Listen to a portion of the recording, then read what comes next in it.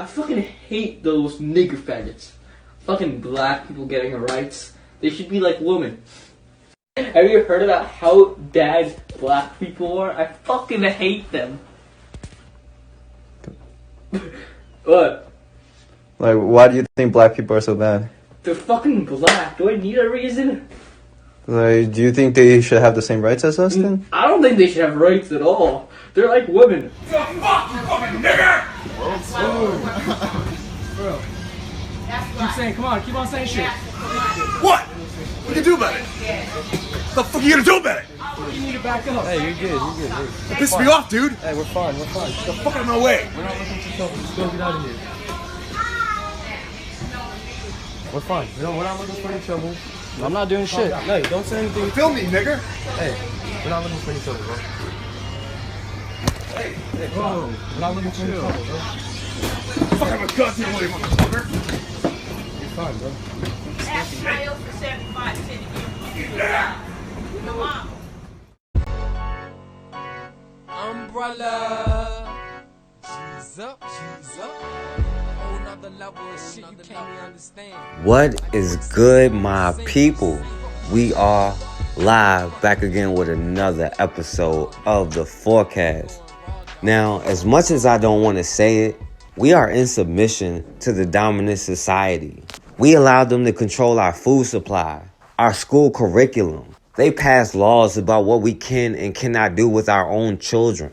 When we talk about resources, we talk about pieces of paper with people's faces on it that would have killed us on sight. Resources aren't the American dollar.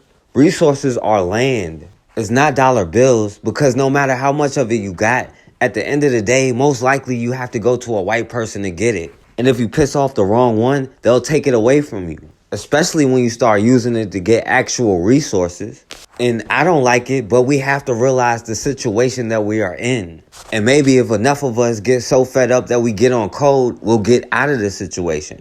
But until white supremacy is destroyed, we have to realize that we are at war.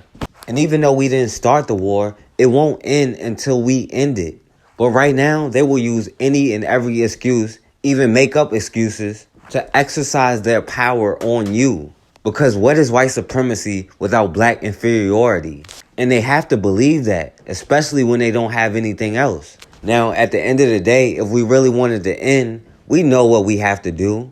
We can't be afraid to protect ourselves. You see, when a couple of Jewish people get shot, they respond immediately with force. They call it a hate crime. They have press conferences calling for action. And they say it will not be tolerated. But then those same people turn around and harm us and tell us to please have patience. Let them finish investigating themselves. And then after they clear themselves of any wrongdoing, they say, well, you just got to have faith in the justice system. And the justice system found them not guilty. So them taking the life of a black person is justified. But we shouldn't be getting mad at that. We should be taking notes. But we act too much as individuals and then try to enforce our rights like everybody else. But we are the only ones that aren't on code. But we really have to understand the system that we are in. When you get pulled over by a cop, saying I know my rights or arguing with him is only going to make it worse. Because most times, not only is it the white supremacy complex working, because he's a cop, he thinks his words mean that much more. And the fact that he has a gun and a license to kill gives them even more reason to believe that. Especially when they can kill one of us and get away with it. And in some cases be rewarded. So until we get on code, don't be surprised if you get the same results every time you try to talk back to the cops. Because he feels like you're questioning his authority. And that makes him want to exercise it even more. And of course you could be following directions and the same thing still happen. But if you run or try to fight back, you're just giving them even more excuses. And the point is for us to stop having casualties. We've had far too many casualties for hundreds of years. Until we're on code and ready to take action, we have to remember we are in a system of white supremacy. And it should make you angry. You shouldn't be afraid to say that you're angry. But we as a collective have to use that energy the right way to destroy white supremacy. Because at any time, any one of us could be the next target. In Texas, a brother Michael Dean was shot in the head by Temple police during a traffic stop. So let's see how this unarmed brother could end up getting shot in the head during a traffic stop. The same questions that we had on Monday night, the night of the officer-involved shooting, and the same questions that we had on Tuesday afternoon when officers identified the victim as Michael Dean are the same questions that we have tonight. So far, the Temple Police Department hasn't shared any information regarding that case. We have no narrative whatsoever. We have no indication whatsoever as to what caused this officer-involved shooting to take place, other than a traffic stop. Strong words from attorney Lee Merritt, representing the family of Michael Dean, a 28-year-old man killed by a Temple police officer on his daughter's birthday. Temple police still remaining tight-lipped regarding details in their preliminary investigation on Monday. I understand the family has concerns and questions, as does the community. It is my goal to answer those questions thoroughly and accurately following the completion of these investigations. At a press conference, Merritt called Temple PD's lack of transparency to the family and the public a major red flag. He says their decision to keep a black box of information to themselves is unacceptable. The police department had every right to tell this family what they knew. They chose not to, which to me implies a cover-up. They're willfully withholding information from this family. Family members of Michael Dean say 4 days after his death, they still haven't seen his body. His body was whisked away to Dallas County, which is 2 to 3 hours away. Has not been returned yet, and this family cannot even confirm that Michael Dean, who was killed, was in fact their loved one. And while the family of Michael Dean still looks for answers, this makeshift memorial was here created at the scene of his death, and it reads, "Long live Mike," and has several pictures of him and his daughter. The Dean family says an element equally important to them is the identity of the officer behind Michael's death. The attorney feels he should be arrested, properly indicted, and prosecuted. Someone was willing to shoot an unarmed man in the head, and we don't know who he is. And we don't have any explanation for the justification for the use of force. And yet he absolutely represents a danger to this community. Temple police say they won't release any additional information until their entire investigation is complete. Upon the completion of the criminal investigation by the Texas Rangers, the department will conduct an internal investigation to determine if the officer's actions were within policy. Now the police are staying all the way on code, and they aren't saying anything about what happened. They didn't want to release the cop officer Carmen DeCruz's name, but it turns out this cop Carmen DeCruz pulled this brother Michael Dean over for a rolling stop. This brother's crime was not coming to a complete stop at a stop sign. Now this brother Michael Dean was unarmed, but they won't say how he got shot at all. They didn't even bother saying this brother tried to struggle, he was resisting, that he made a sudden move, or it looked like he was reaching for a gun. They didn't feel like they owed any explanation whatsoever. Not even the same old story that they always use. Eventually, his mom said the police told her he didn't pull over right away, and he started walking towards the cop. But of course, there's no body cam, no dash video to be found. The police will not release it. And the police said they didn't want to corrupt the investigation that they're doing on themselves. And they won't tell his mom or any of his family how this brother got shot in the head. A deadly police shooting in Temple earlier this week is raising a lot of questions tonight for one family and community leaders. Thanks for joining us. I'm Ann Harder. The man died on his daughter's 6th birthday. 25 News reporter Dennis Turner has been asking the tough questions. 28-year-old Michael Dean's family visited the scene where he was shot and killed earlier this week by Temple police, but yet they have no closure. The department will conduct an internal investigation. Dean was pulled over by an unidentified officer during a traffic stop, but he never made it home that night. Every time I got off the phone with him, his last words were, "Love you, big bro." The family of the victim still wants answers about what led up to the shooting. I understand the family has concerns and questions, as does the community. It is my goal to answer those questions thoroughly and accurately following the completion of these investigations. The Temple Police Department asked the Texas Rangers to conduct an investigation, but people in the community want to make sure there's transparency and their questions get answered. We feel that this young man's human rights and civil rights have been grossly violated, and the lack of transparency saddens us. Reverend James Hill demands the Temple Police Department release the body cam video of the interaction between the officer and the deceased. Absent a weapon or any threatening manner by anyone you stop, it should not result in an assassination. The mayor of Temple is asking for calm while the investigations are completed. We are asking for patience while these investigations are pending. But the Dean family says their patience is about to run out. Dennis Turner, 25 News, Temple. So far, police have declined to identify the officer except to say he has been suspended from duty pending the outcome of the investigation. On Monday, Michael Dean was shot and killed by a Temple police officer, but his family still doesn't know what led up to that shooting. Today, they, along with their attorney, Lee Merritt, spoke out about what they are calling a lack of transparency from the department. Meanwhile, Temple's interim police chief Jim Tobin held a press conference this evening. 6 News reporter Cole Johnson was there, and Tobin offered no new information and refused to answer questions about the case as well. Yeah, Leslie, in his statement, it only lasted less than 2 minutes, and he mentioned that the Texas Rangers are investigating Monday's shooting, which he says is standard practice. Now, according to Tobin, this is done to see if there was a crime. TPD is also doing their own internal investigation, but Tobin did not give any details about what led up to Dean's death, although he did express sympathy to the family. I acknowledge that this is a tragic event for the Dean family and traumatic for the officer involved. We are asking for patience while these investigations are pending. Thank you. Sir, McLean County had an officer-involved shooting, and we knew what happened a few hours later. Why have we not gotten any information on this shooting? This is being investigated by the Texas Rangers at this time. Why the lack of transparency, sir?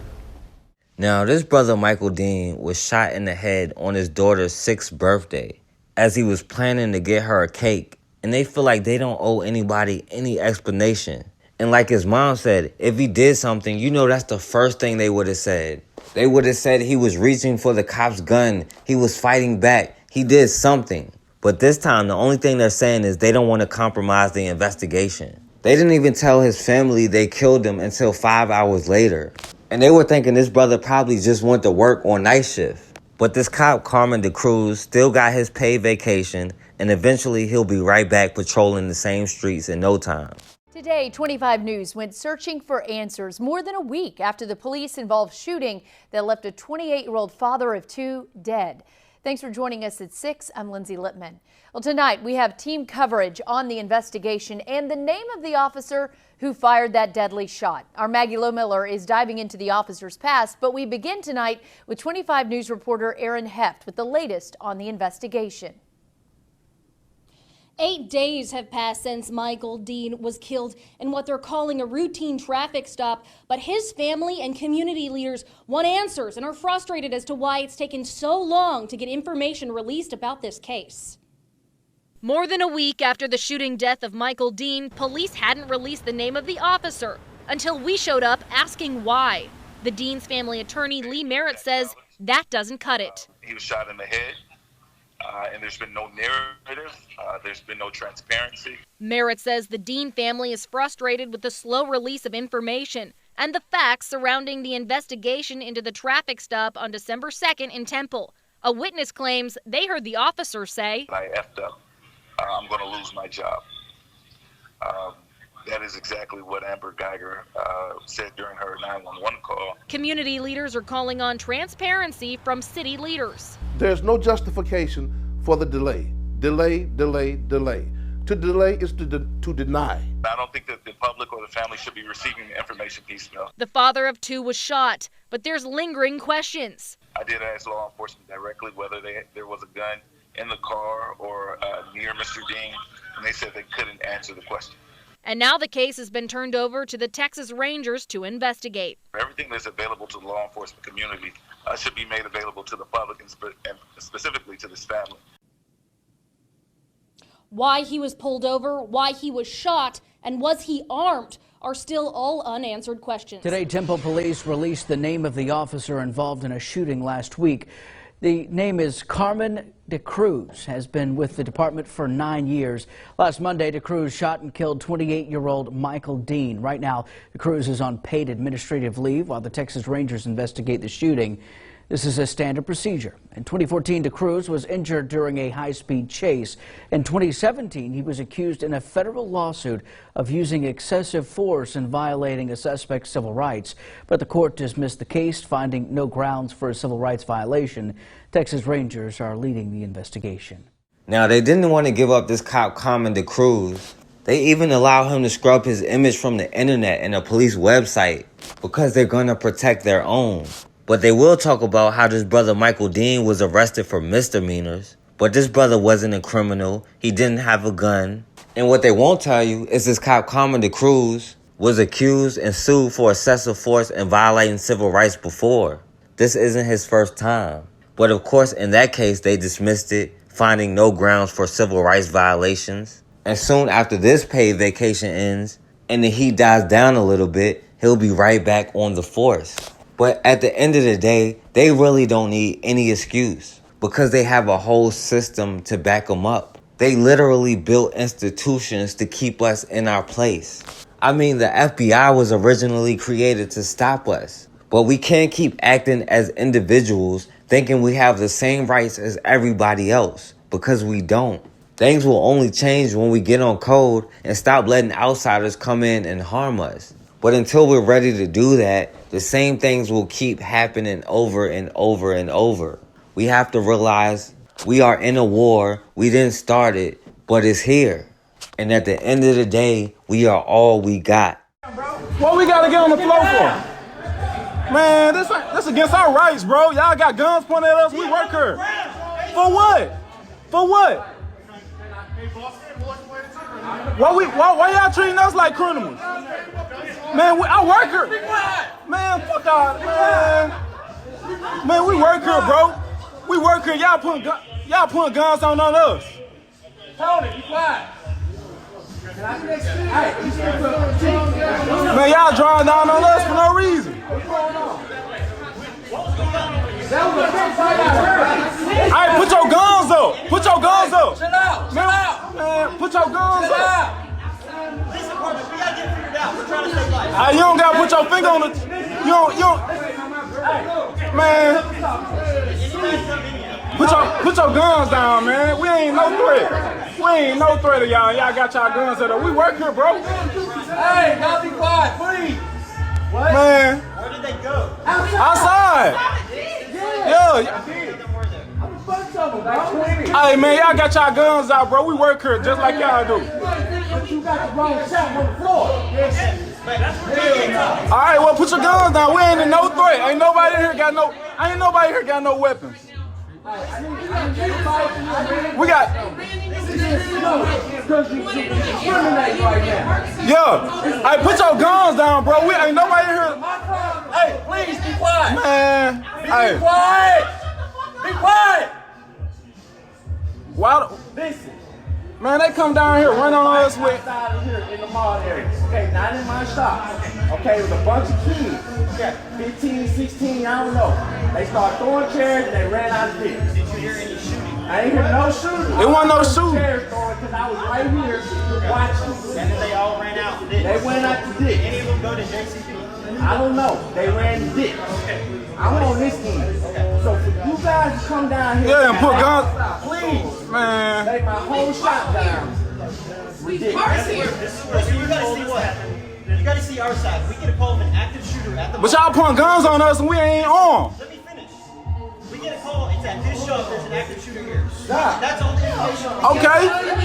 Okay, so where the shooter at? You wanna watch my camera? Let me finish. I can explain it all.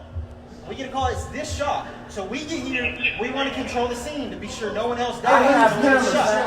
Man, say, man, fuck out, man. Why we on the ground for, bro? Just get down, bro. Why we on the man? I know my rights, bro. This a place of business. I'm a businessman, bro. I'm a businessman. Y'all treating us like we criminals. Y'all chill out. Hey, I don't got no warrants, bro. I'm good. Yeah, I'm just saying you treating us like criminals, bro. Okay. You said it pulling us, man. Well, I'm not no criminal, bro. I'm not about to lay down like everybody else, dog. Hell yeah. I know my rights, man. You ain't gonna tell me to lay down like I'm a dog. What?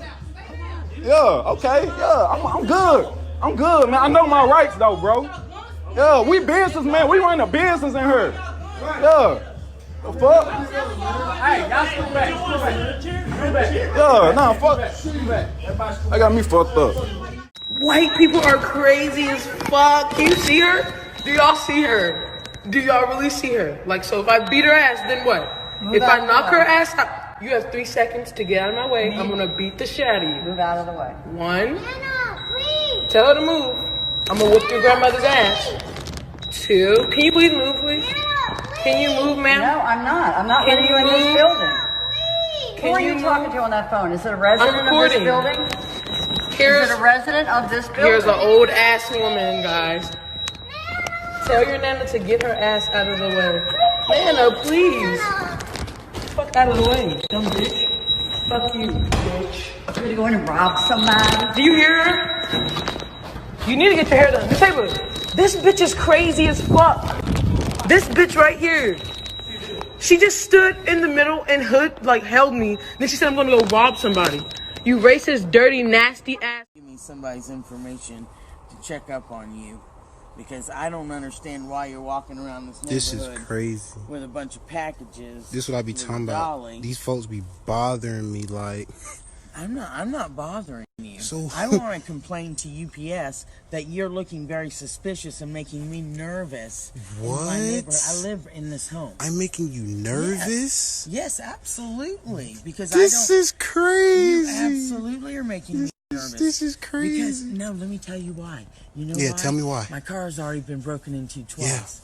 Yeah. And guess what? Yeah. It's a really big thing in this neighborhood for people to walk down the street for vandalism. Yeah. So, but I don't even live over here, lady. I'm not giving you shit. I need you to give me your name. I'm not giving you shit. Then we're gonna stand here for a while, aren't we? Man, stand my ass. Then I'll be following you until I get. Damn, this lady is crazy, yo.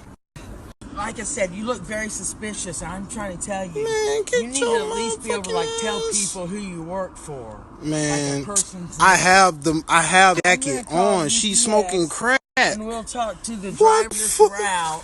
Is the person I need to talk to them about. Lady, you smoking good crack. Well, you might need to be. What the fuck? Because if you don't think you look suspicious, you are on crack as well, my son. Wow, that's crazy. This lady is taking pictures of me and recording me like it's already tripping. Like I work for UPS. This shit crazy, man. See how these folks do me out here, y'all.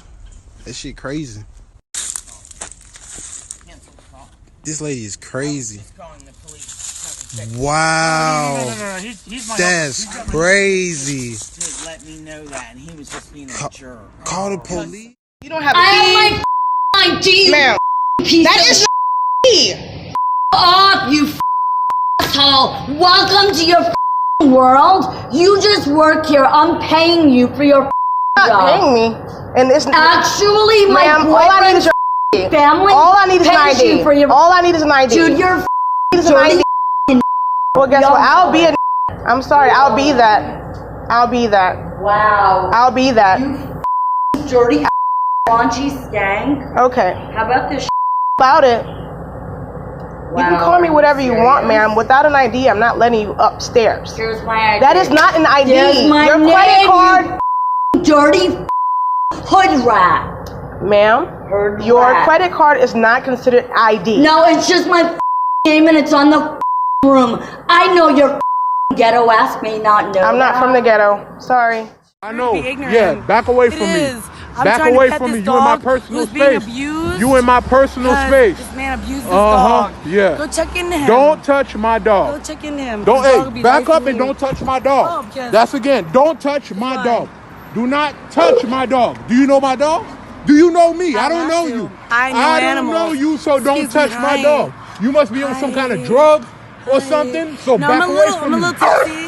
Back, I'm a little tipsy, America. I know you are. I'm a little tipsy. I know you are. Back I know away animals, from but me. he won't let me. Yeah, your privilege got you acting like this. You ain't got no right to touch me or my It's dog. called respect. Hi. Back away from me. It's called respect. Back away from me. It's called respect. You This psychopath. dog, he won't let me touch Back him away because from he me, you beats his dog. psychopath. He beats his dog. Oh, That's yeah. why he's so aggressive Yeah, for. I know. That's they what it is. reflect their people. It ain't because you in my face and he don't know you, I'm huh? not in your face. Yeah, my You dog don't is even gonna touch protect him. me. If you let I'm me- helping you. I should let him rip you apart. I'm Hey, back trying away to from my let him dog. go. Back away from my dog. Again. so fucking You are ignorant, crazy. You are crazy. Ignorant. You are idiot. Ignorant Yeah. and racist. Don't worry. Racist. Don't worry. Racist. You gonna be famous.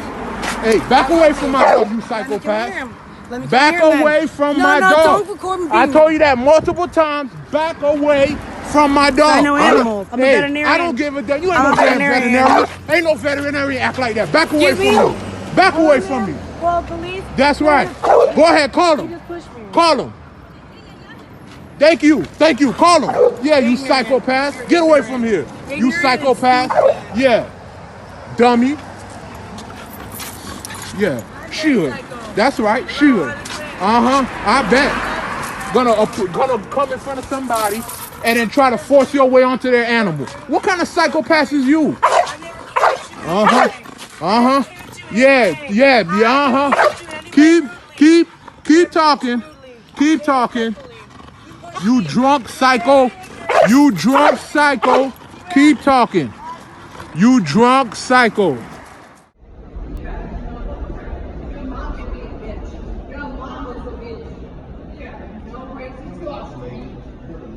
What? Why are you following me? Follow. You're following us. Follow. Look at you. Both of you. Why?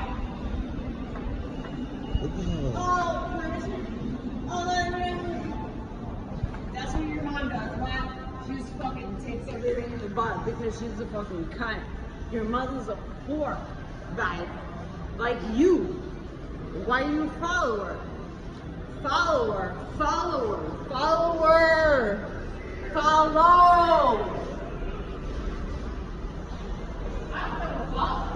What do you want to do? You want to fucking fight me? Why? Because you're a follower. Like your mom. Dude, your mom is a broke out bitch. You're gonna fucking follow me? Look. Follow this. Dude, you're fucking stupid. Get a fucking clue. Yeah, Robert. If you hit me, Get the fuck out of here. if you hit me, I'm going to smack the shit. Mom is a fucking If you idiot. hit me, Dude, your mom. Hey, mom. Your son is a fucking broke ass motherfucker. He's trying to fucking play me. Oh, really, nigga? Like, whatever. You have no money. Your mom, you suck it, you take it up to fucking ass. Bitch.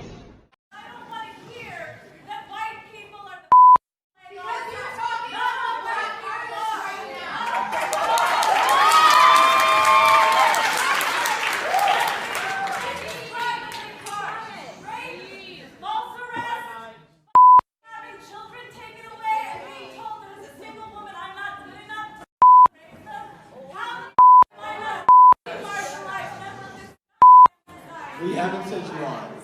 I've never once said that you as a white woman are not a marginalized person, but if you heard that in my play, I don't know what to tell you. Perhaps like read it or see it again.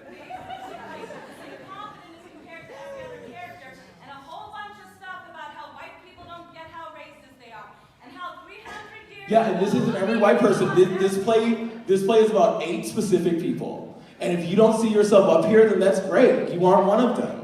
You aren't. But these are 8 specific people that are in a play, which is a metaphor for our country. And a metaphor that doesn't represent every single person in it. It just represents these 8 people. Well, I don't know. That's what the goal.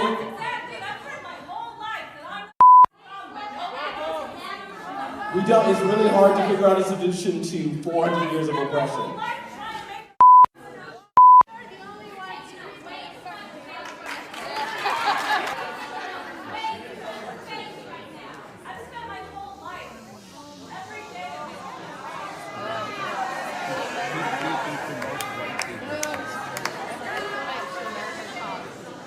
I think you've given us another really amazing play. And so that's all. Let's do a round of applause. Thank you. And that is the Slave Play Part 2 people have been asking for. Yeah, you're a big racist. You're a big racist. We at Fox Season Tiger. We're at Fox Season Tiger. I came in here for some Newports, and I was like, they was like, we don't got Newports. We was like, we don't got Newports. Get out of here, lady. And they was like, you know, give me my phone. Give me my phone. Give me my phone. I'm calling the police. That's crazy. Okay, they let me leave now. They put my arm in this thing right here. People in the emergency room hallway was throwing up L's. They know me. The lady who did the registration said I catered her mother's wedding dinner. Coin 6 called me while I was in the emergency room. I told him I have to call him back because honestly I want to talk to the lawyer to see if the lawyer says it's okay that I talk to them. Channel 12 contacted me as well. They want to talk to me too. The lawyer told me definitely talk to the media. I got all my paperwork here. We're going to see Mr. Smith real soon. You shouldn't have touched me. Take a look at this video where a dispute breaks out in a nail salon where this customer claims that the owner pushed her. Take a look at what the police do next.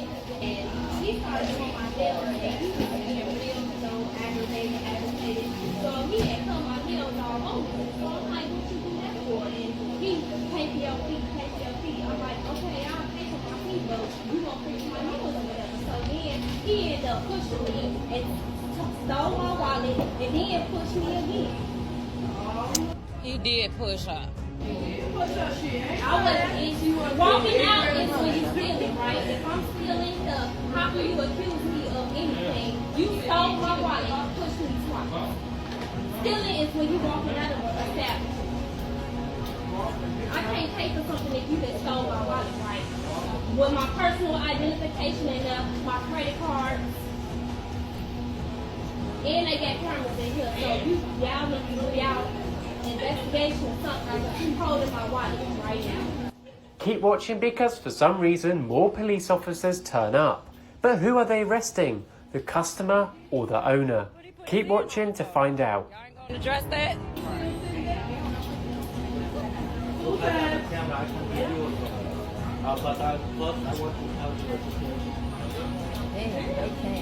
Oh, y'all came deep. It's been about 30 minutes. I've been standing in here patiently waiting.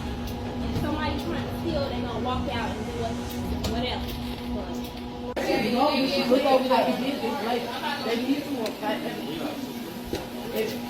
I'll be going back to Katsy.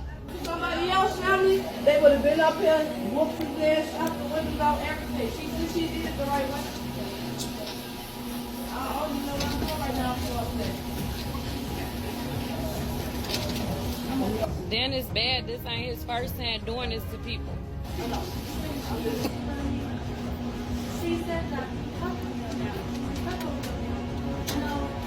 to remove everything on the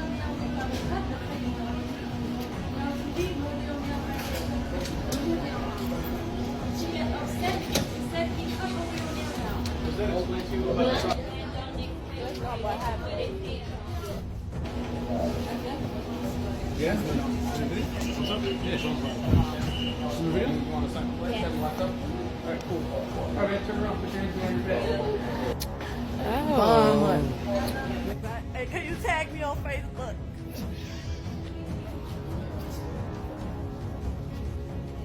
Mama, not ever.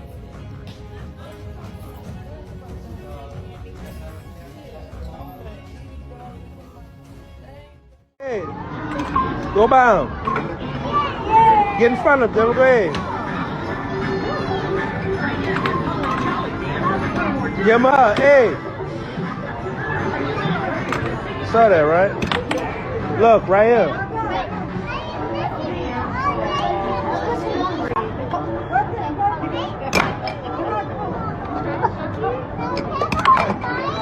You don't see him? I get one free go. Oh, he don't. Great. I get one free go. You don't see her? Oh.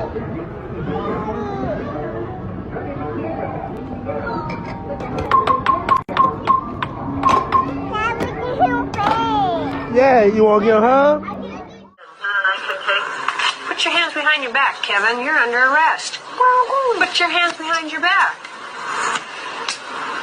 I'm going to take you to jail. Okay? First of all, okay, listen to me. You have, none of this tear stuff. You have the right to remain silent. Anything you say can and will be used against you in a court of law. You have a right to have an attorney present while you are questioned. If you can't afford to hire one, the court will appoint you one. Do you understand that? Say yes or no. You do. Okay, let's have a seat in the back seat. So when you stop crying and getting all hysterical, I'll talk to you, okay? All right, and we back on the forecast. Now, we as a collective have to stop acting like the situation that we are in is brand new. It's been hundreds of years already and countless casualties. But people still saying it's 2019, it's 2020, it's 2040. I can't believe this still exists. But it will continue to exist until we destroy it. We are the only ones that can destroy it. It is the reason why they've always targeted us and see us as their biggest threat. Because they understand when enough of us get to the point of by any means necessary, then they can't stop us. And they can't stop us now because it's an energy. It's not an individual person. But doing the same thing over and over and over again is insanity. How many times did the same thing need to happen for us to learn? The Harlem race riot of 1964 started because of the same things that's still happening today. A white off-duty cop shot and killed a 15-year-old black teenager. Now, this 15-year-old brother, James Powell, was at Sunday school, and him and some of his friends were sitting outside on the stoop. So while they were waiting for Sunday school to start, a white dude, Patrick Lynch, who was the superintendent of a building across the street, told these black teenagers they had to move even though it was none of his business. This white dude then started spraying them with a water hose and saying stuff like, "You dirty nigga, I'll wash you clean." So in retaliation, the black teenagers started throwing bottles and threw a trash can lid back at him. So then this off-duty cop, Thomas Gilligan, said he saw what happened and then ran to the scene. And when he got there, he claimed he fired a warning shot that hit the window of a nearby apartment. Then he shot 2 more times and ended up hitting his 15-year-old brother James Powell, killing him. A pathologist said that if he would have received medical attention right away, he might not have died. But they didn't give him any help. They left him there to die. And right after he was shot, about 300 teenagers from his school went outside and started protesting. Now, the cop, Thomas Gilligan, said this brother James Powell had a knife and came towards him. So he had no other choice but to open fire, a familiar story. But dozens of witnesses said this brother didn't have a gun or any weapons. So then the day after the shooting, the organization CORE went down to the police station demanding a civilian review board, the same review boards that we demand today. But when they went, they were met by 50 cops holding nightsticks. Then by noon, 200 people were out there chanting, "Stop killer cops. We want legal protection and end police brutality." The same chants that we still do today. Now, even though the first 2 days of the protests were relatively peaceful, on the third day, about 250 people went to James Powell's funeral.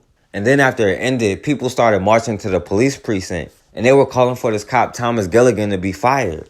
The same way we asked for these cops today to be fired. Then at some point, things started getting escalated.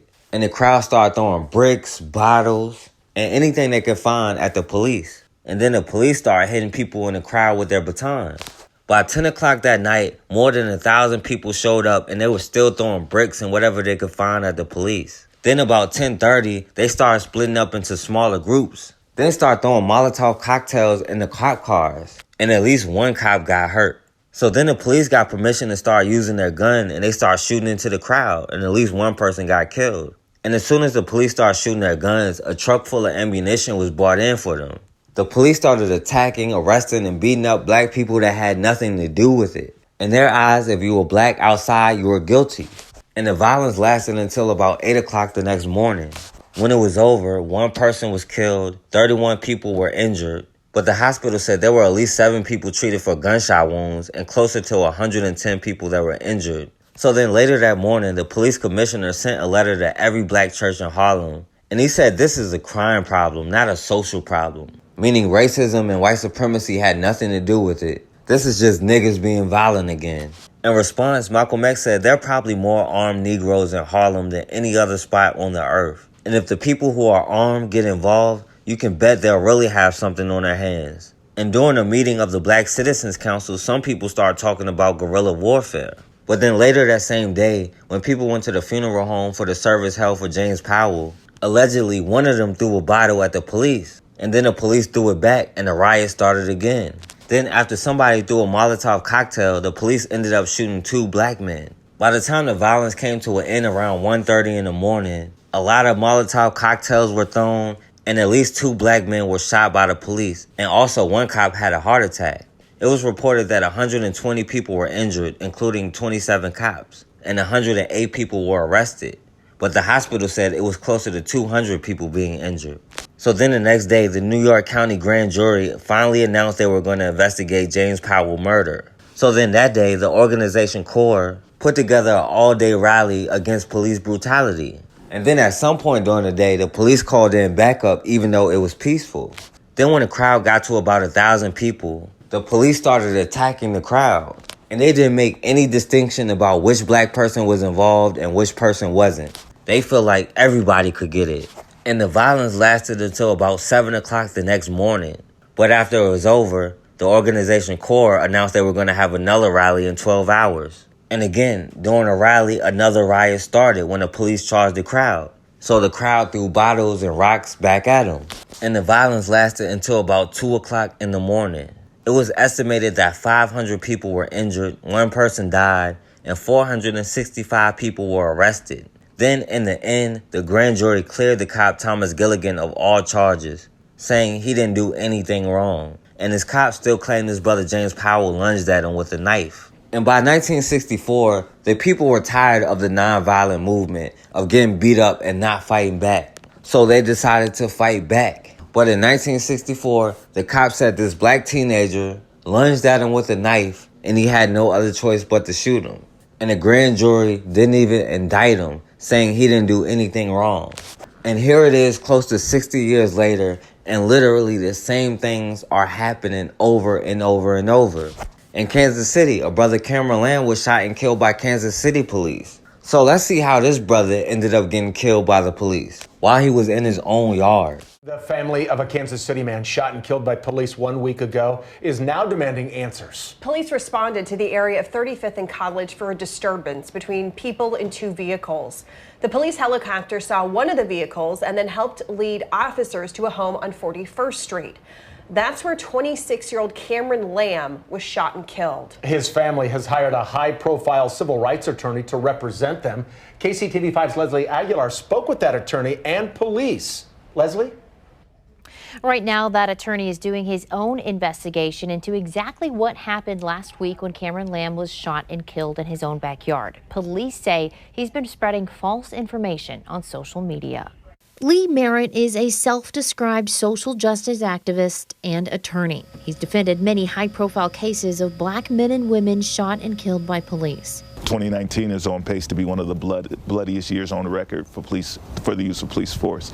However, we're also seeing indictments more often. We're seeing convictions more often of law enforcement officers. And so we're going to continue to press. Merritt announced on Twitter yesterday that he's representing the family of Cameron Lamb. He's the man shot and killed by Kansas City police last Tuesday.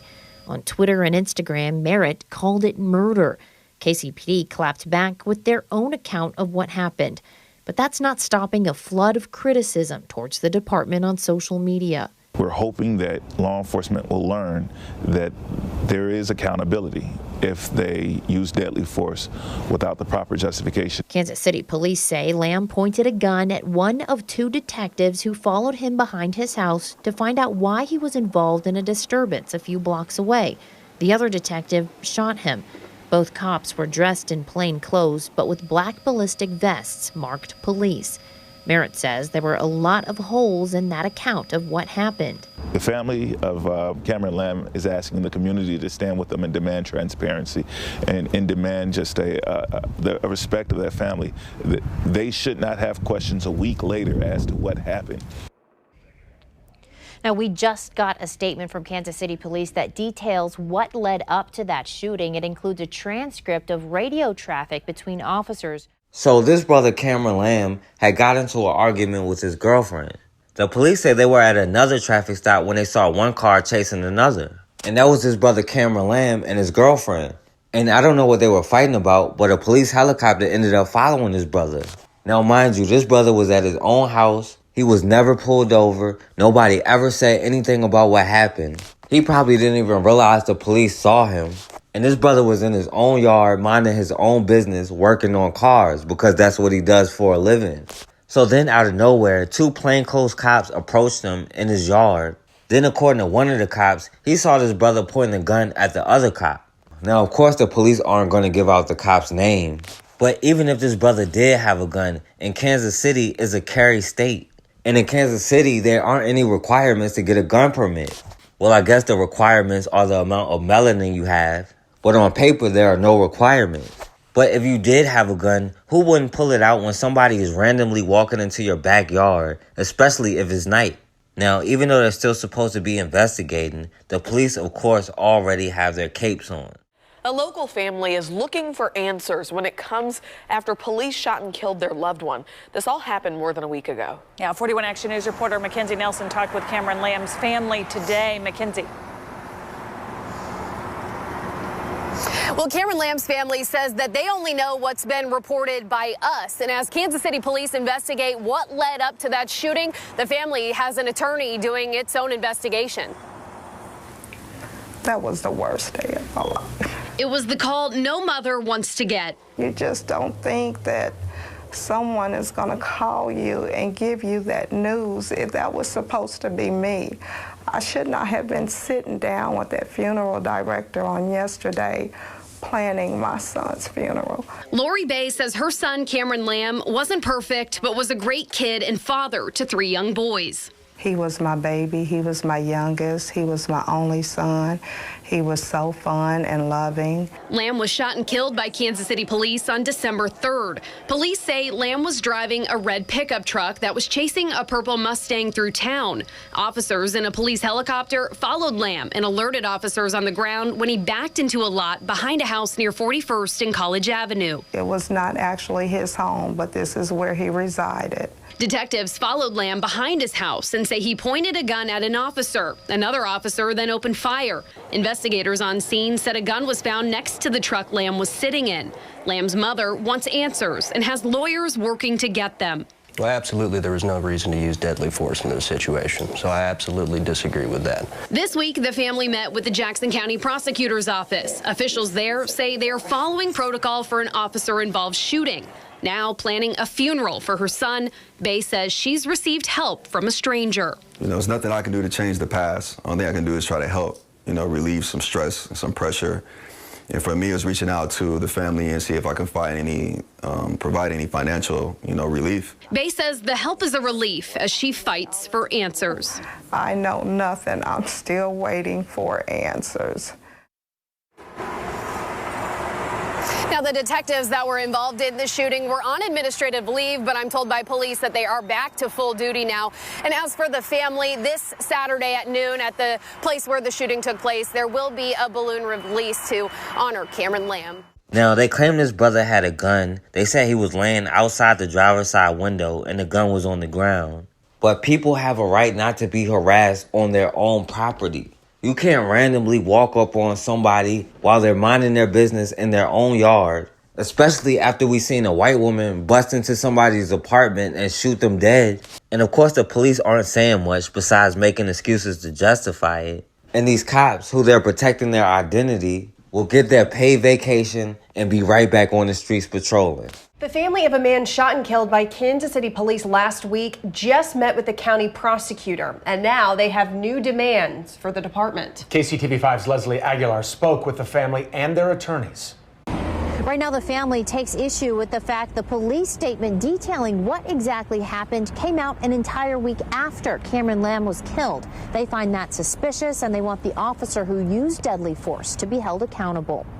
Cameron Lamb's family is living a nightmare. But nothing compares to the pain that I'm going through right now. 26-year-old was a father who had recently started a business. Cameron was a loving young man. He had 3 children. He continuously spent time with them. he found his niche for working on vehicles, and that's what he would do. That's what he was doing earlier that day before this thing erupted. He was going back home to continue to work on vehicles.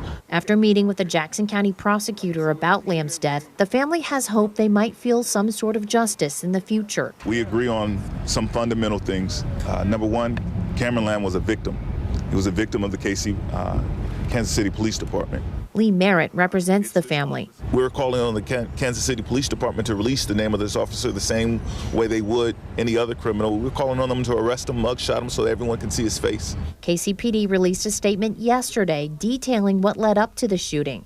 They say an officer working a nearby traffic accident saw a red truck speed by pursuing another vehicle. The police helicopter saw the truck split from that car and pull into a house on 41st Street. The statement includes a transcript of radio communication between police as they approached Lamb's house. Two detectives approached from different directions. One officer saw Lamb point a gun at the other officer and shoot him in his own driveway inside his vehicle.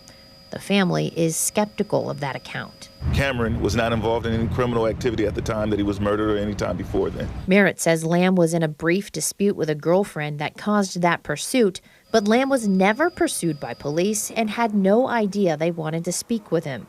Police say they do have helicopter footage of what happened with Lamb and police that day. They say they can't release it because it could be used as evidence in a potential criminal matter. Now, this brother Cameron Lamb's family said they questioned the police story. This brother wasn't a criminal, and his family even said it could be a case of mistaken identity because we do all fit the description. But we have to understand the society that we are in. You can't even get into an argument with your girlfriend without possibly being murdered later. Even though he was never pulled over, nobody ever told him why they were questioning him. They just showed up in his brother's backyard and shot and killed him. And because he may have a gun, that's a good enough reason. But that's what happens when you live in somebody else's society. We don't have any other choice but to get on code so we can destroy it. At the end of the day, we are all we got. And until we learn that, then the same thing will keep happening over and over.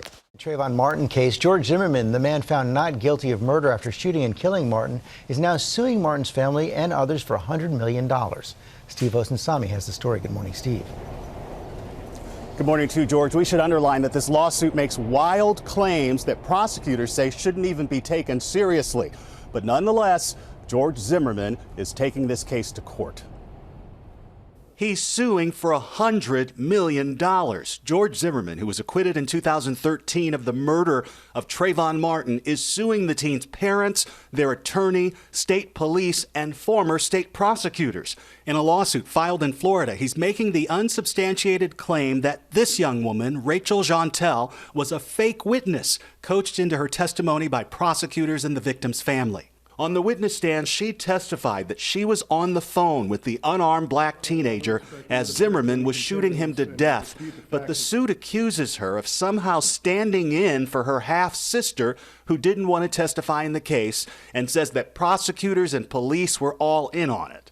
He said, "Why are you following me for?" And then I heard a hard breath man come and say, "What you doing around here?" The lawyer filing the lawsuit has a long history of pushing conspiracy theories and suing black lawmakers. Critics call Larry Klayman pathologically litigious. He once submitted a petition to deport President Obama, and his legal tactics have gotten sanctions and bans from some courtrooms. This lawsuit is coming at the same time Zimmerman is featured in and is promoting a new movie. The film makes these same accusations. Trayvon Martin's family says they feel victimized yet again, calling this another failed attempt to defend the indefensible, and they accuse Zimmerman of trying to make a buck. Zimmerman's lawyer is being called out this morning for publicly sharing the contact information of former witnesses and former prosecutors, including one who's now a circuit court judge. In these same documents, Zimmerman's contact information is redacted. But like I told you, the reason it's intimidating is because, but we know that as African Americans, understand this, bro. Like, and you're an ex-football player, so you're bigger than the average person, period. And you're also an African American. We're in Arizona. I don't have to tell you about what the demographics are in Arizona. They don't see people like you a lot. I'm from Atlanta. I see people like you all the time. You see what I'm saying? So I get it, but that doesn't mean that everybody gets it. But I don't mean that. I got you. I understand what you're saying. But a client is a client. JP Morgan's racist practice exposed in bombshell secret recording. JP Morgan Chase came face to face with allegations of uniform and national discrimination against black financial advisors, which resulted in the financial institution agreeing to pay 6 current and former employees $19.5 million in a settlement. Fortune reported last year that the details of the lawsuit, including black financial advisors being assigned to poor black branches, understaffing them, and failing to include them in a program for richer clients. The New York Times has released recordings, one of which reveals Jimmy Kennedy, a former NFL defensive tackle, being given the runaround when he merely wanted to secure and invest his earnings, $800,000 to be more specific. Kennedy tried to become a private client with the institution, which would afford him a number of perks, including travel discounts, exclusive event invitations, and better deals on loans. Now turning to a local political story that has a lot of people fired up. The chair of the Galveston County Republican Party is facing backlash over a text message. Some of the state's top Republicans are calling for her resignation. Stephanie Whitfield joins us from the newsroom with that story. Yolanda Waters calls the text message a typo, but members of her own party aren't buying it. A spokesman for Governor Greg Abbott's office calls the language abhorrent and reprehensible. Galveston County Republican Party Chair Yolanda Waters is facing calls for resignation over a racist text message referring to a member of her own party. The Galveston Daily News reports Waters was texting a party secretary when she called J.T. Edwards the N-word. Edwards is a state Republican executive committee man. He released a statement calling the text shocking. He wrote, "One of our own recently perceived a political fundraising solicitation as behavior typical of my demographic and called it out using a racial epithet." It'd be best if she packed her bags and went home. The chairman of the Harris County GOP is joining other Republicans' calls for her resignation. Ironically, I've known J.T. Edwards, the target of her text message, for years and highly respect his principles, his leadership, his ability. And for this new chair to come into Galveston County and start doing these kinds of things is horrendous. Waters hasn't returned phone calls or emails, but she sent a statement to the Galveston Daily News calling the text a typo. She described herself as a Latina African-American woman. She told the paper, "I'm saddened and hurt that anyone believes I'm racist against my own people." Governor Abbott's spokesman says as soon as they found out about the text message, Waters was asked to resign from her position on a state-appointed board. She has done so, but now Waters told the Galveston Daily News she plans to keep her position as the chair in Galveston County. It is a video making the rounds on social media, and it has Metro Police, quote, very concerned. So much so, they have decommissioned the officer caught on camera while they conduct an investigation. News Channel 5's Jason Lamb has an update on what happens next. Tonight, Metro Police say Officer Barrett Teague has been stripped of his police power for the time being and given a desk job, while police investigators look into what happened during this police stop on Wednesday. The question, did Teague use excessive force? The video shows an interaction between Teague and a woman police identify as Miss Ensley at a Z-Mart gas station on Dickerson Pike. At one point, Teague grabs Ensley and throws her several times against other vehicles. Metro Police say it was yesterday afternoon when they became aware of the video, telling us in a statement in part, quote, "The administration of the MNPD and Officer Teague's supervisors at the East Precinct are very concerned with what the video shows." While police say Teague has been decommissioned, the chair of Nashville's Community Oversight Board said several people sent them the video and that they'll be starting an investigation which calls for an impartial review and investigation into police misconduct allegations. This procedure will ensure that available video and witness statements are fully reviewed and considered prior to a final report and recommendation being issued to the Community Oversight Board. They took an oath to serve and protect the people of St. Louis. But tonight, 4 city police officers are off the job after they were indicted on federal felony charges. Good evening, I'm Mike Bush. And I'm Ann Allred. The charges stem from last year's violent protest that that followed last year's acquittal of former officer Jason Stockley. Our investigative reporter Jacob Long covered that story for us in 2017, and tonight he's live outside the federal courthouse with a look at the evidence. Jacob. Well, Mike and Ann, the evidence in this case is certainly eye-opening to say the least. We're talking about a series of text messages between these four officers that talk about how they were actually excited and looking forward to inflicting excessive force on the Jason Stockley protesters, including one of their own, a fellow city officer. Tonight, this alleged behavior being condemned by city officials across the board who say the officers need to be held accountable to the fullest extent of the law. September 17th, 2017. For a third night, protests erupted in St. Louis after the acquittal of former police officer Jason Stockley in the shooting death of Anthony Lamar Smith. Officers Dustin Boone, Randy Hayes, Christopher Myers, and Bailey Coletta were all assigned to a protest response unit called the Civil Disobedience Team. According to a federal indictment made public on Thursday, the four city officers have been charged with various felony charges, including civil rights violations, destruction of evidence, and obstruction of justice. According to the indictment, text messages show that Boone, Hayes, and Myers expressed disdain for the Stockley protesters and excitement about using unjustified force against them. In one exchange, Boone wrote, quote, "It's gonna get ignorant tonight, but it's gonna be a lot of fun beating the expletive out of these expletives once the sun goes down and nobody can tell us apart." In another, Boone writes, quote, "We really need these expletives to start acting up so we can have some fun." And in another text, Boone wrote, quote, "It's still a blast beating people that deserve it, and I'm not one of the people hurt, so I'm still enjoying each night." Boone, Hayes, and Myers are also accused of using excessive force and beating up an undercover city police officer who's also a 22-year veteran of the force that was assigned that same night to cover the protests. Coletta, meantime, who the indictment says was in a romantic relationship with Hayes at the time, allegedly lied about it all when testifying before the grand jury. Together, the four officers range in age from 27 to 35 and have a combined experience with the city of nearly 15 years. But now they are all on unpaid administrative leave. Now, it's important to point out that after these allegations of brutality first surfaced last year, the city's the one who asked the Justice Department to step in and investigate, and these charges tonight are the result of that lengthy, extensive FBI investigation, some of the charges carrying a maximum penalty of 20 years in prison, and the fallout tonight just beginning. We've heard from the circuit attorney in St. Louis who says because of the four officers, they've had to dismiss more than 90 cases already.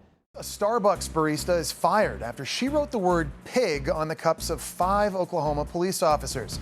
The officers reported the incident to their police chief, Johnny O'Mara, who shared a picture of one of the offensive cups, which led to public outrage. Jen Smith joins us now from our New York newsroom with more. And Jen, what's happened to the barista and has she apologized to the officers?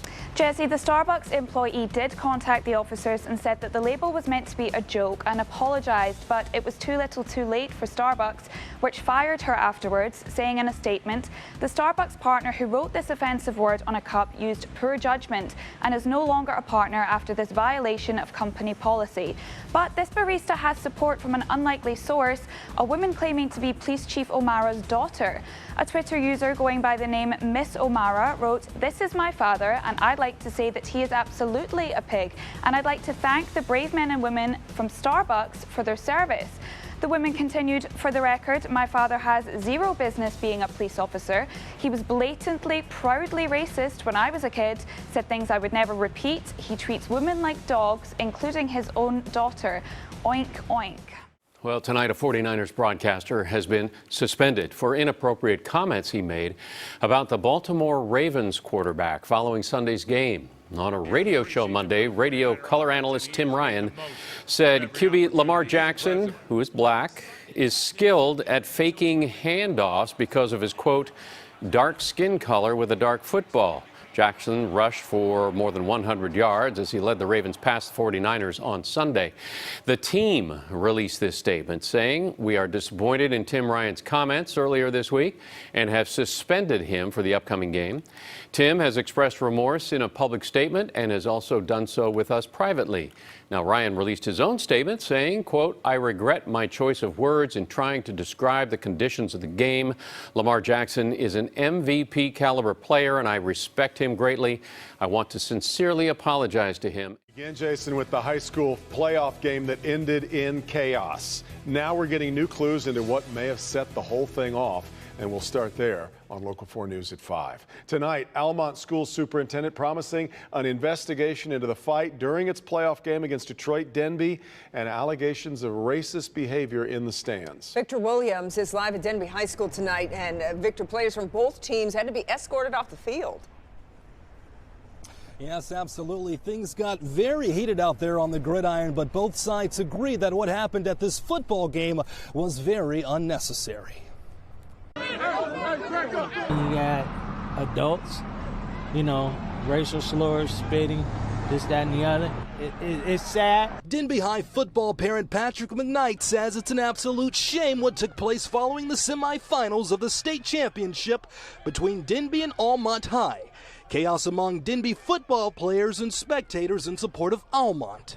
You got to keep in mind you're dealing with a bunch of kids. But what led to this happening in the first place? The Detroit Public Schools Community District sent us this statement regarding the incident, which reads, "Based upon preliminary findings, it's our understanding that Almont adult spectators were cursing and spitting on our coaches and players after the game while leaving the field. But Almont Community School District Superintendent Dr. William Calmer, who was there, says that's not the case, at least from his perspective." While there were jeers and taunts, I did not necessarily hear anything that I would consider to be racial epithets or racial slurs. I'm not saying they didn't happen. I'm just saying that we don't have evidence of it. Dr. Calmer and both the principal as well as the athletic director all agree that there were some agitators among the Almont crowd, but if any are proven to have used racial slurs, they'll face major consequences. If they're members of our community that poured gasoline on the fire, so to speak, we're working to identify those, and if we find out who they are, they're going to be banned from our campus in any event. And we're also told there was a lot of back and forth going on by way of social media between the both of these schools, but both of these districts are handling an investigation regarding this incident. Charges of racism on the campus of an Orange County high school. This one happening at Santa Margarita Catholic High School. KCAL 9 Orange County reporter Stacey Butler is live tonight in Rancho Santa Margarita with this disturbing message posted on social media. Stacey? Susie, the student did attend Santa Margarita Catholic High here, but the diocese says that ever since she posted that video yesterday, they've asked her not to come back. I can't believe it. It's atrocity. It's depressing. I thought we were beyond that. Strong reaction tonight in the affluent community of Rancho Santa Margarita after a student at Santa Margarita Catholic High posted this video showing an African-American family touring the school. It's only 3 seconds on Snapchat, but it's not the video that's disturbing. It's the racially charged text, a message of hate that references a dark period in history when slaves were forced to pick cotton. Now, that student has been expelled. I back the school 100%. There should be zero tolerance. There should be, I don't see color. In a statement issued tonight, the Diocese of Orange said, in clear contradiction to the views and values of Santa Margarita Catholic High School, a student posted an inappropriate and insensitive message yesterday on social media. The individual responsible for the message is no longer a student at Santa Margarita High School. Good riddance to her. She should have been expelled. A student posted this. We showed the video to a number of parents who declined on-camera interviews. The diocese said they teach children to respect and cherish diversity and that all people are created in the likeness of God. The fact that, we are in Orange County, I think that they probably wanted to show an example that this is not acceptable here. And the diocese says they will be talking about this at the school, and also they're encouraging parents to talk to their kids about this message.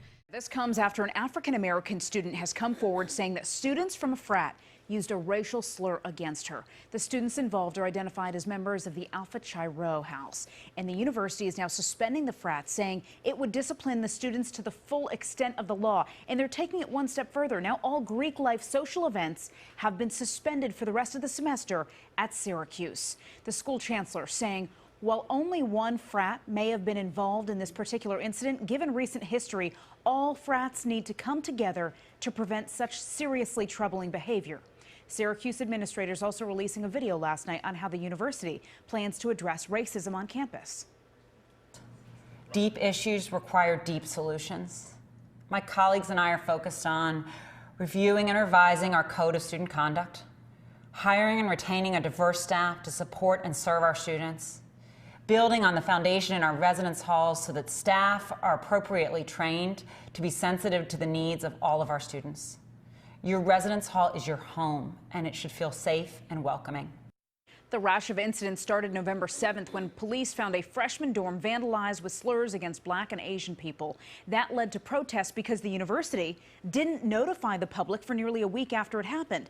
Now we've had 6 incidents of racist symbols and language in the last 10 days, and the Department of Public Safety now offering $50,000 reward for information leading to an arrest of the person behind this. After apparent racist and threatening blog posts spread around MSU by a student, the university and its students are reacting. Yeah, MSU officials released this statement addressing concerns of free speech being used to, quote, elicit or incite illegal activity or threaten persons or communities. The statement goes on to offer counseling, adding, quote, together we can safeguard inclusion, enhance respect for diversity, and strengthen our already vibrant multicultural campus. We are stronger together. MSU students are already using their voices to expose the person who allegedly made comments of racism and hate, including one who used social media to alert other students. I want students to feel like motivated to do something about it, you know, not to attack him or to do anything, because we don't want that either. I want to come and be united from this and make a little bit of noise and to kind of pressure him and maybe even the university to do something more. What's being called a racist school survey is creating outrage on the campus of Michigan State University. It was created by a professor who used derogatory terms and offensive stereotypes that he took from social media. 7 Action News reporter Rudy Harper digging for answers for us tonight. A diverse crowd of students now speaking out tonight. They were face to face with administrators, but they say they want those administrators to address the racial tensions here on campus. If a person comes to me with an issue, I'm going to address the issue off top. Outrage and disappointment on MSU campus. The same people who said it could have been a prank are not black. A full house at a forum for discussion on racial bias and recent racist incidents. Students now rally to push for awareness and a plea for a voice. We aren't being heard. Scared. There's multiple incidents that have happened just in 1 week. Some of the controversy stems from a survey on an MSU website that included racist and offensive statements targeting Black people, the LGBTQ community, Muslims, and Asians. A select group of students asked to rate the questions from not at all negative to extremely negative.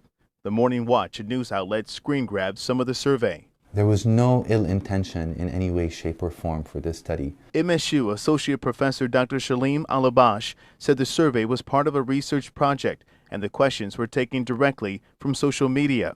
He says the intent was not to offend the student body, especially minority students. I and the department and the college do realize that the impact that this might have had is painful and hurtful, and we deeply apologize for that. Although his intentions could have been a certain thing, they were not perceived like that. And so now we have to deal with the outcome. Racial tensions are at a boiling point after a Black student found a noose hung on the handle of her dorm room door. The university says students admitted it was part of a Halloween prank and not meant to offend anyone or denote any racial bias or resemble a noose. Some of these student leaders say the university has a systemic racism issue.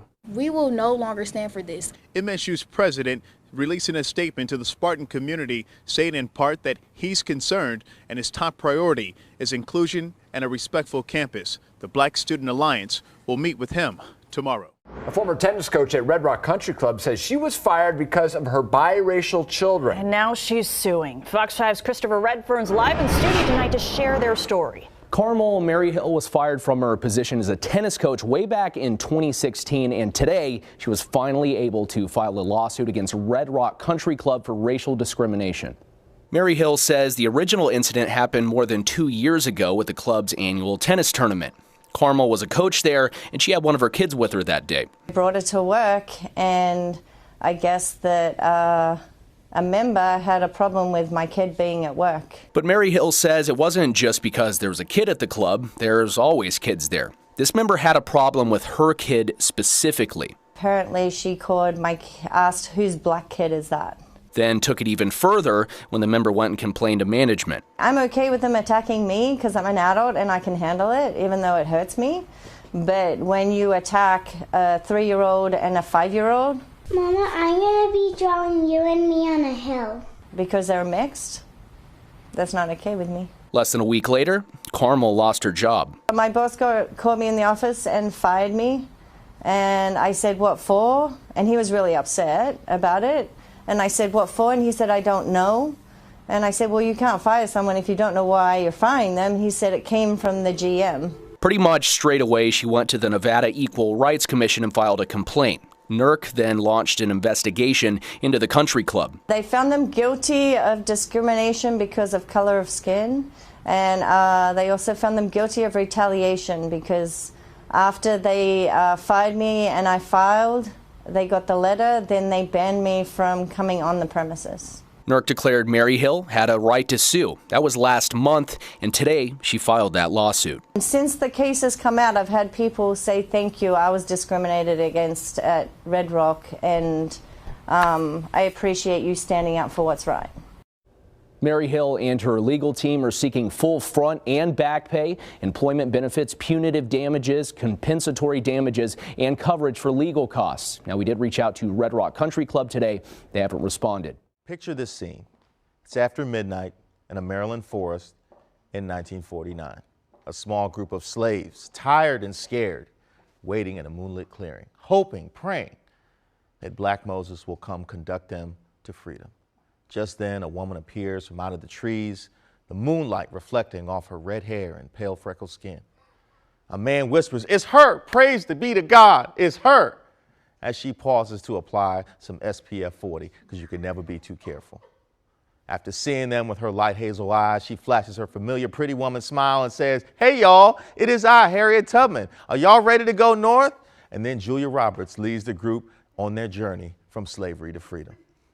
Sounds like a box office smash, doesn't it? It did in 1994 to a studio executive that screenwriter and producer Gregory Allen Howard was dealing with when he was shopping his newly written script for his movie Harriet that opened earlier this month.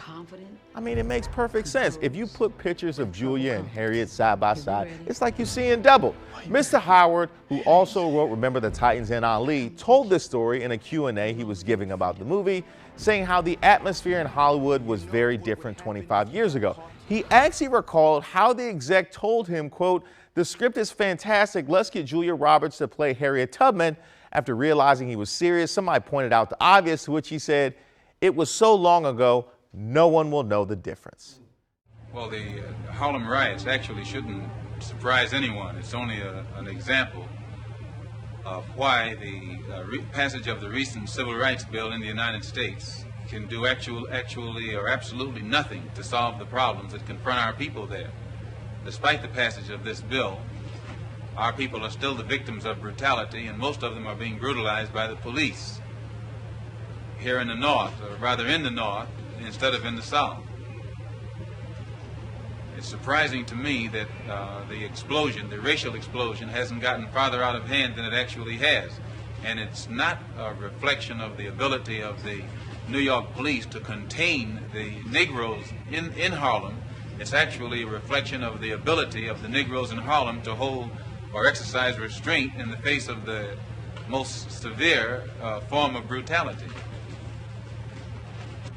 Well, if Goldwater ever becomes president, one thing his presence in the White House will do, it will make black people in America have to face up to facts, probably for the first time in many, many years. And this in itself is good, in that Goldwater is a man who's not capable of hiding his racist tendencies, and at the same time, he's not capable of even pretending to Negroes that he's their friend. So this will have a tendency to make the Negro, probably for the first time, do something to stand on his own feet and solve his own problem, instead of putting himself in a position to be misled, misused, exploited by the whites who pose as liberals only for the purpose of getting the support of the Negro. So in one sense, Goldwater's coming in will awaken the Negro, and it will probably awaken the entire world, more so than the world has been awakened since Hitler. All right, and we back on the forecast. And I want to say RP to the brother Michael Dean, to the brother Cameron Lamb, and the countless brothers and sisters who never got justice. There's no other way around it. We are at war. We didn't start this war, but white supremacy must be destroyed. Because for white supremacy to survive, there must be black inferiority. And they instill that into our minds. That's why it's important for us to build our own institutions, to control our children's mind, to control our food. At the end of the day, our number one cause of death is because of our health. And other people are in charge of our food supply. Other people that don't even have the same diet as us, who don't react the same ways to food as us. We don't have any other choice but to build our own institutions. And right now, we can vote on the most successful black business people and put them on the council strictly in charge of funding and helping grow black businesses. And we all can contribute to it. That way, we can have more black businesses in our neighborhood that we can support and contribute to. And in turn, they can hire us. And when we rebuild our economy, we'll be able to create more institutions, our own schools, our own police. But we have to understand that whatever we build, we have to be ready to protect it because they are going to come. It's time that we start learning from history instead of repeating it. Now, don't forget to like, share, and subscribe. And as always, man, we have got to start standing for something, or we're going to keep falling for anything.